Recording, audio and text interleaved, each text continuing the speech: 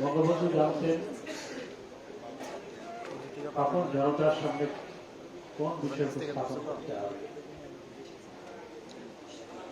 47 সালে দেশ বিভাগ হয়, পাকিস্তান সৃষ্টি হয়।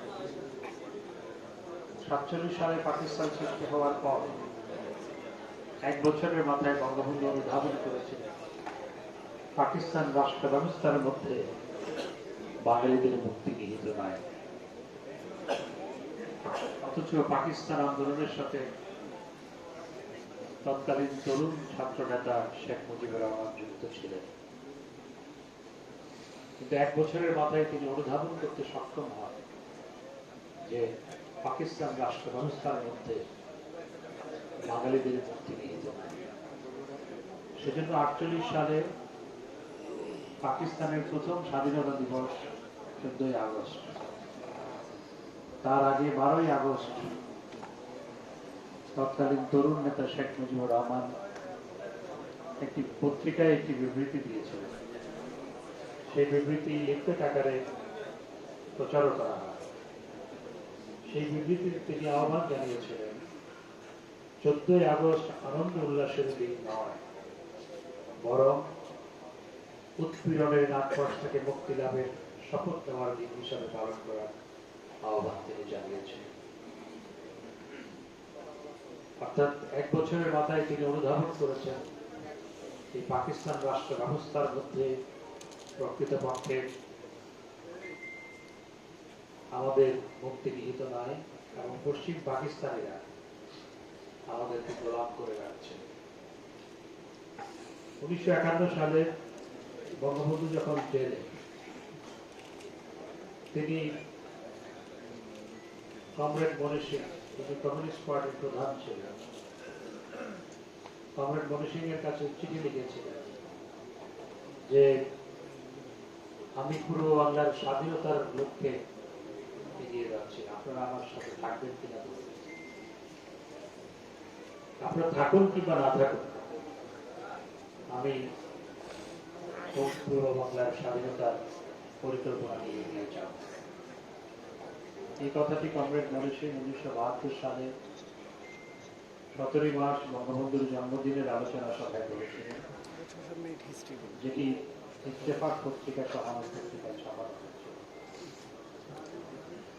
অর্থাৎ বঙ্গবন্ধু বহু আগে থেকেই বাংলাদেশের স্বাধীনতার পরিকল্পনা করেছে পাকিস্তান সৃষ্টির পর থেকে। এবং চট্টগ্রামে বঙ্গবন্ধু নামে একটি বই, আমার বই লেখকের নামটা ভুলে গেছে, এবং সেই বইয়ে লেখক লিখেছেন, চট্টগ্রামের লেখক, নামটা আমার এই মুহূর্তে মনে আসছে না। তিনি তার বইতে লিখেছেন 60-এর দশকে বঙ্গবন্ধু চট্টগ্রাম শহরে এসেছিলেন, তখন তারা কয়েকজন অ্যাডভোকেট এমদাদুল ইসলাম সহ, অ্যাডভোকেট এমদাদুল ইসলাম মৃত্যুবরণ করেছে, তারা কয়েকজন বঙ্গবন্ধুর সাথে দেখা করতে গিয়েছিল। তারা বঙ্গবন্ধুকে প্রশ্ন করলেন, মুজিব ভাই, আপনার কি পূর্ব বাংলার প্রধানমন্ত্রী হওয়ার ইচ্ছা হয় না? তখন বঙ্গবন্ধু তখনও বঙ্গবন্ধু হন নাই, আমাদের জাতির পিতা বঙ্গবন্ধু তখন শেখ মুজিবুর রহমান। তিনি বললেন, আমি পূর্ব বাংলার প্রধানমন্ত্রী হব সেদিন যেদিন পূর্ব বাংলা স্বাধীন হবে।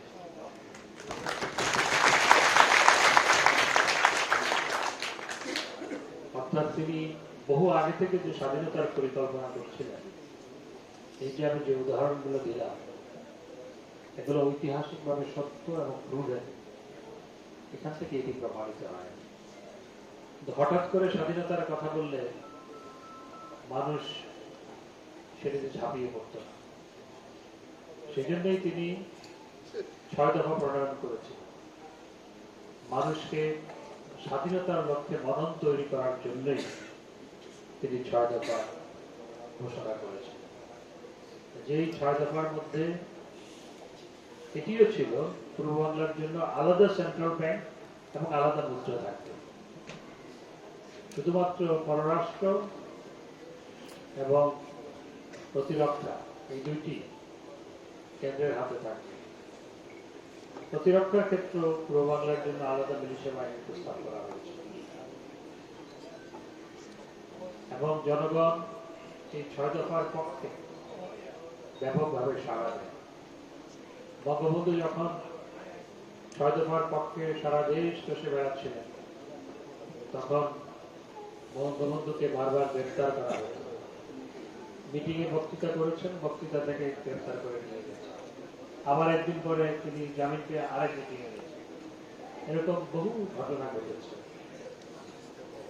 এবং 6 দফার পক্ষে ব্যাপকভাবে সাড়া দিয়ে জনগণ বঙ্গবন্ধুকে গ্রেফতার করা হয়। 69-এর গণ অভ্যুত্থানের মাধ্যমে বঙ্গবন্ধু মুক্তি লাভ করেন। মুক্তি লাভের পর আইয়ুব খান বঙ্গবন্ধুর সাথে বসেছিল। বঙ্গবন্ধুকে পাকিস্তানের প্রধানমন্ত্রী হওয়ার প্রস্তাব দিয়েছিল 69 সালে। আপনারা যারা বঙ্গবন্ধু বায়োপিক দেখেছেন, বঙ্গবন্ধু মুভিটা যারা দেখেছেন, সেখানে সেটি বলা আছে।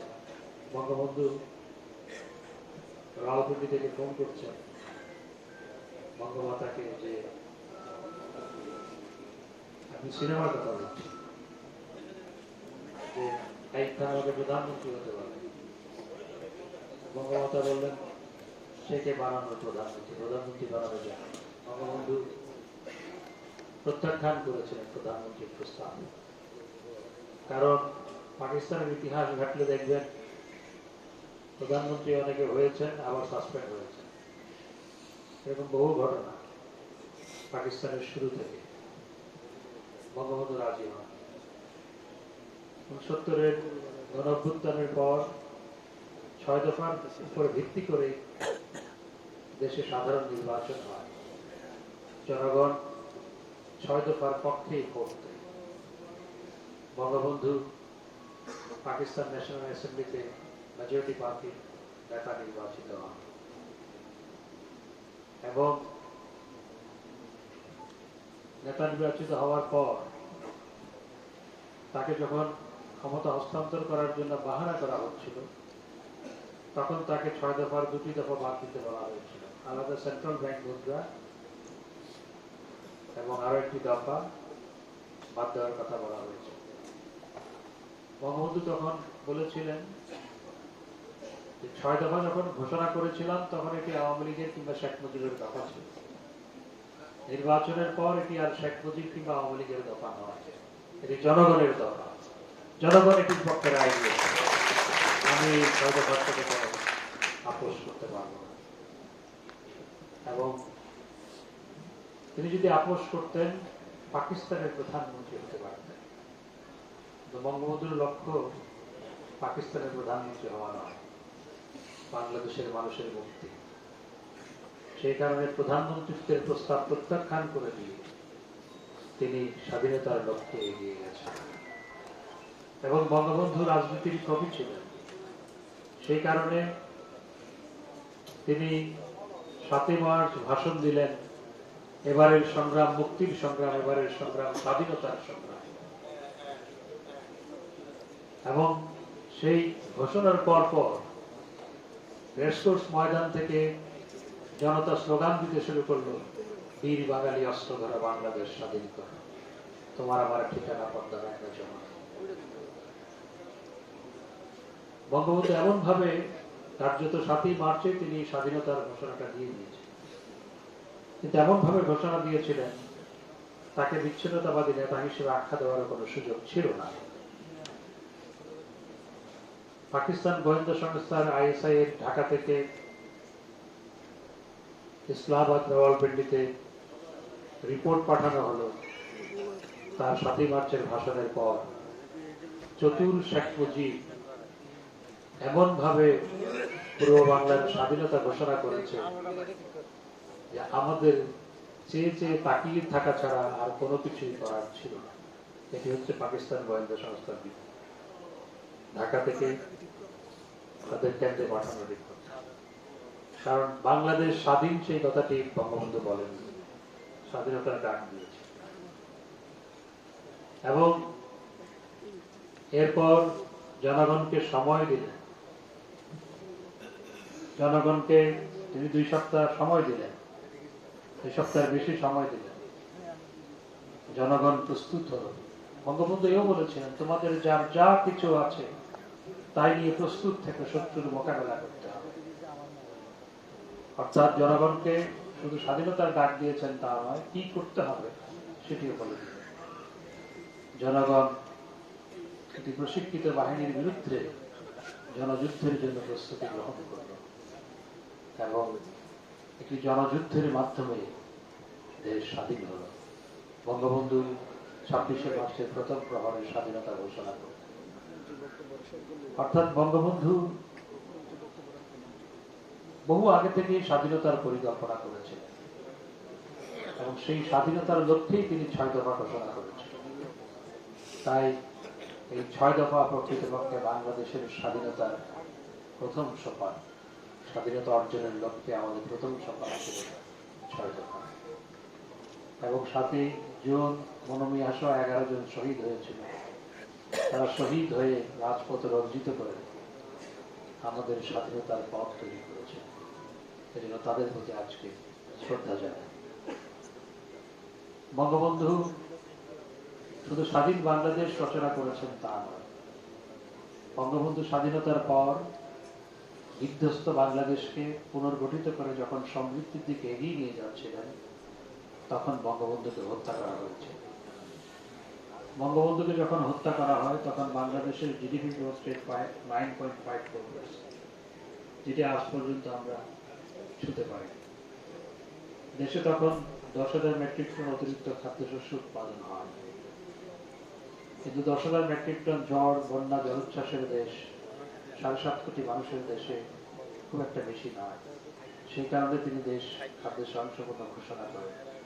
কিন্তু এখানে যারা জ্যেষ্ঠ তাদের মনে আছে, বঙ্গবন্ধু 74-এ খাদ্যাভাবের পর সবাইকে আহ্বান জানিয়েছিলেন যে 1 ইঞ্চি জমিয়ে যেন অনাবাদি না থাকে। জনগণ তাতে ব্যাপকভাবে সাড়া দিয়েছিল এবং মানুষ সত্যিকার অর্থে কোনো জমি অনাবাদি রাখেনি। এমনকি স্কুলের আঙিনা তো চাষাবাদ করা হয়েছিল সেই সময়, এবং সেজন্য পরের বছর বাম্পার ফলন হয়েছে। 10,000 মেট্রিক টন অতিরিক্ত খাদ্যশস্য উৎপাদন হয়েছে। কিন্তু বঙ্গবন্ধুকে হত্যা করার প্রেক্ষিতে বঙ্গবন্ধুর যে স্বপ্ন, দেশকে সমৃদ্ধির দিকে এগিয়ে নিয়ে যাওয়া, দেশকে উন্নত সমৃদ্ধ রাষ্ট্রে রূপান্তর করা, সেটি তার পক্ষে সম্ভবপর হয়। আজকে বঙ্গবন্ধু কন্যা জননেত্রী শেখ হাসিনার নেতৃত্বে বাংলাদেশ বঙ্গবন্ধুর স্বপ্ন পূরণের পথে অদম্য গতিতে এগিয়ে চলছে। দেশে জিডিপির আকার গত 15 বছরে 6 গুণ বৃদ্ধি পেয়েছে। $80 বিলিয়ন জিডিপি ছিল, সেটি এখন $500 বিলিয়ন ছুঁয়েছে। আমাদের মাথাপিছু আয় $600 ছিল, সেটি $2800 ছুঁয়েছে। ডলার ডিভ্যালুড না হলে $3000 ইতিমধ্যে ছাড়াবে। আমরা সমস্ত সূচকে পাকিস্তানকে পেছনে ফেলেছি। আমরা প্রায় সব সূচকে ভারতকেও পিছনে ফেলেছি। এমনকি অর্থনৈতিক সূচকের পার ক্যাপিটাল জিডিপিতে আমরা ভারতকে অতিক্রম করেছি 2021 সালে। আজকে বাংলাদেশ পৃথিবীর 33তম অর্থনীতির দেশ। 15 বছর আগে বাংলাদেশ ছিল পৃথিবীর 60তম অর্থনীতির দেশ, 60। আজকে 28 দেশকে পিছনে ফেলে 33তম অর্থনীতির দেশে রূপান্তরিত হয়েছে এবং 27টি দেশকে পিছনে ফেলে, এবং এই 27টি দেশের মধ্যে মালয়েশিয়াও আছে, সিঙ্গাপুরও আছে। জিডিপির আকারে আমরা তাদেরকে অতিক্রম করেছি। এই যে উন্নয়ন অগ্রগতি, এটি জননেত্রী শেখ হাসিনার দূরদর্শী চিন্তা, দূরদর্শী নেতৃত্ব, কঠোর পরিশ্রম, সেগুলোর কারণে এটি সম্ভবপর হয়েছে। অন্যথায় এটি কখনো সম্ভবপর হতো না। আজকে আওয়ামী লীগের মিটিংয়ে বক্তব্য রাখছে। আওয়ামী লীগ আজকে পরপর 4 বার রাষ্ট্র ক্ষমতায়। অবশ্যই আমাদের নেতাকর্মীদের ধন্যবাদ জানাই, কিন্তু আপনারা জানেন 14 সালে কি সংকট তৈরি করা হয়েছে। 18 সালে সংকট তৈরি করা হয়েছে, 24 সালেও সংকট তৈরি করার অবচেষ্টা ছিল, কিন্তু সমস্ত সংকট ষড়যন্ত্রকে মোকাবেলা করে যার কারণে আজকে আওয়ামী লীগ পরপর 4 বার রাষ্ট্র ক্ষমতায়, তিনি শেখ হাসিনা। আমার অনেক কিছু কাছে থেকে দেখার সুযোগ হয়েছে। অনেক নেতা দ্বিধান্বিত ছিলেন 14 সালে, 18 সালে, বিভিন্ন সময়। অনেককে নির্বাচন করতে বলা হয়েছে, 14 সালে নির্বাচনও করে না, এমনও আছে। কিন্তু শেখ হাসিনার নেতৃত্বে, শেখ হাসিনার দৃঢ়তার কারণে আজকে পরপর 4 বার দল রাষ্ট্র ক্ষমতায়। সেই কারণে বিরোধী রাজনৈতিক শক্তি, যারা শুধু শেখ হাসিনার বিরোধী রাজনৈতিক শক্তি নয়, শুধু আওয়ামী লীগের বিরোধী রাজনৈতিক শক্তি নয়, তারা দেশ বিরোধী শক্তিতে রূপান্তরিত হয়েছে। তাদের তা সহ্য হচ্ছে না, কারণ ক্ষমতার খালোয়া রুটি খাওয়ার জন্য যারা দল গঠন করেছিলেন, বিএনপি নেতারা, মির্জা ফখরুল ইসলাম আলমগীর সহ, আমাদের চট্টগ্রামেরও 2-1 আছে, নাম বলতে খাটো করতে চাই না, ক্ষমতার হালুয়া রুটির ভাগবটারা পাওয়ার জন্য যারা দল গঠন করেছিলেন, সেই ক্ষমতার হালুয়া রুটি থেকে 20 বছর 22 বছর ধরে ক্ষমতার বাইরে, এটি তো তাদের সহ্য হচ্ছে না। সেই কারণে তারা এখন ষড়যন্ত্র লিপ্ত। আজকে গতকাল বাজেট ঘোষণা হয়েছে, 7,89,000 কোটি টাকার বেশি বাজেট। বাজেটের অঙ্ক গত 15 বছরে 11.5 গুণ বৃদ্ধি পেয়েছে। কোন একটা দোকানের যদি বিক্রি বৃদ্ধি পায় বা টার্নওভার বৃদ্ধি পায়, তাহলে দোকান কি খারাপ চলে বলে না? কোন একটা ব্যবসা প্রতিষ্ঠানের টার্নওভার যখন বৃদ্ধি পায়, তার মানে সেই ব্যবসা প্রতিষ্ঠান ভালো চলছে। দেশের বাজেটের আকার যখন বৃদ্ধি পায়, তার মানে দেশ উন্নতি সমৃদ্ধির দিকে যাচ্ছে। আর বিএনপি জামাত বাজেট ঘোষণা করার আগেই বিবৃতি রেডি করে রাখে, এবং সেটি তারা সেই বিবৃতি তারপর বাজেট ঘোষণার পর তারা সেই বিবৃতি প্রচার করে। গত 15 বছরের যদি বিবৃতি বক্তব্য দেখেন, তো হুবহু মিল খুঁজে পাবেন। আমার প্রশ্ন বিএনপি জামাতের কাছে, আর যারা বুদ্ধিজীবী পরিচয় দেন, বুদ্ধিজীবী কয়েক প্রকার, একটা হচ্ছে বিশেষজ্ঞ কয়েক প্রকার, একটা হচ্ছে সত্যিকার বিশেষজ্ঞ, আরেকটা হচ্ছে বিশেষ কারণে অজ্ঞ বিশেষজ্ঞ, আরেকটা হচ্ছে সব বিষয়ে বিজ্ঞ বিশেষজ্ঞ। পড়েছেন আইন, উনি আবার অর্থনীতি বিশেষজ্ঞ, পড়েছেন অর্থনীতি, উনি আবার তেল গ্যাস বিশেষজ্ঞ, পড়েছেন আইন, উনি আবার পরিবেশ বিশেষজ্ঞ। তো নানা ধরনের বিশেষজ্ঞ। এই কয়েকদিন দেখবেন টেলিভিশনের পর্দা গরম হয়ে যাচ্ছে এই বিশেষজ্ঞদের বক্তব্যে। তারা এবং বিএনপি জামাত বলতে শুরু করেছে যে এই বাজেট জনগণের কোনো কল্যাণে আসবে না। আরে বেটা, জনগণের কল্যাণে যদি না আসে, তাহলে দারিদ্রতা 40% থেকে নেমে 18.7% কেমনে আসবে? অতি দারিদ্রতা 22% ছিল, সেখান থেকে নেমে 5.7% নেমে এসেছে। এটি তো এই বাজেট বাস্তবায়নের কারণেই সম্ভবপর হয়েছে, অন্যথায় তো এটি সম্ভবপর হতো না। সুতরাং এরা আসলে চোখ থাকতেও অন্ধ, কান থাকতেও বধির। আমি আল্লাহর কাছে প্রার্থনা করি ওদের চোখ এবং কানগুলো যেন আল্লাহ পাক ঠিক করে দেন। আমিন।